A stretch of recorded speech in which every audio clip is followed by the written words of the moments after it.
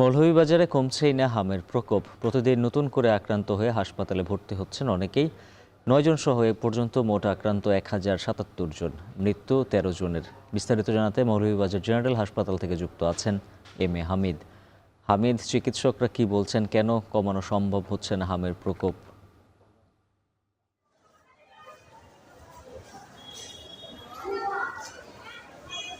উজ্জ্বল, মৌলভীবাজারে গত কয়েকদিন থেকে কিন্তু হামের প্রকোপের কোনো কমতি দেখা যাচ্ছে না। প্রতিদিন ৯ থেকে ১৩ বা ১৪ জন আক্রান্ত হচ্ছেন।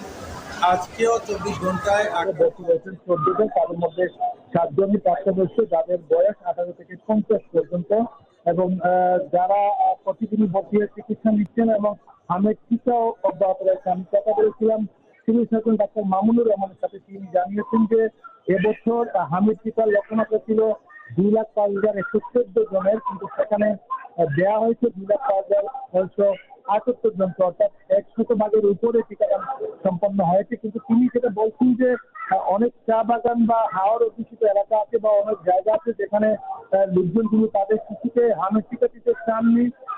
কারণ হিসেবে তিনি বলছেন যে তারা হয়তো প্রত্যেকটি সচেতন না, বা সরকারের পক্ষ থেকে যদি সিদ্ধান্ত নেওয়া হতো যে সবাইকে হামের টিকা দিতে হবে, সেক্ষেত্রে হয়তো হামের প্রকোপটা কমে আসছে। কিন্তু এখন পর্যন্ত তারা বাড়ি বাড়ি গিয়ে যারা হামের টিকা দেননি তাদেরকে চিহ্নিত করে হামের টিকা দিচ্ছেন। তারা বলছেন যে এই এফেক্টটা পড়তে আরো কিছুদিন সময় লাগবে।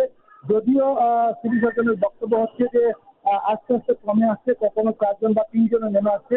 কিন্তু এরই মধ্যে মৌলভীবাজার জেলার ১৩ জন শিশু মারা গিয়েছে, যদিও মৌলভীবাজার থেকে রেফার করে সিলেটে চিকিৎসাধীন অবস্থায় মারা গেছে। তার মধ্যে কুলাউড়ায় ৪ জন, সদরে ৩ জন, শ্রীনগরে ৩ জন, রাজনগরে ১ জন, কোমরগঞ্জে ১ জন, বড়লেখায় ১ জন রয়েছেন। এবং প্রতিদিন বলা যায় যে নতুন করে রোগী আক্রান্ত হয়ে হাসপাতালে ভর্তি হচ্ছেন। আমি কথা বলেছিলাম ২৫০ জন হাসপাতালের তত্ত্বাবধায়ক ডাক্তার প্রণয়কান্তি দাসের সাথে। তিনি জানিয়েছেন যে রোগীর সংখ্যা প্রতিদিনই বাড়ছে। তারা চেষ্টা করছেন রোগীকে স্থান শৃঙ্খলন করে দিতে। আজকের কথা যদি বলি, সেক্ষেত্রে শিশু ওয়ার্ডে ৩১ জন, স্টেনো ওয়ার্ডে ১৪ জন, ডায়রিয়া ওয়ার্ডে ২২ জন এবং মেডিসিন ওয়ার্ডে ৮৪ জন রোগী ভর্তি রয়েছেন।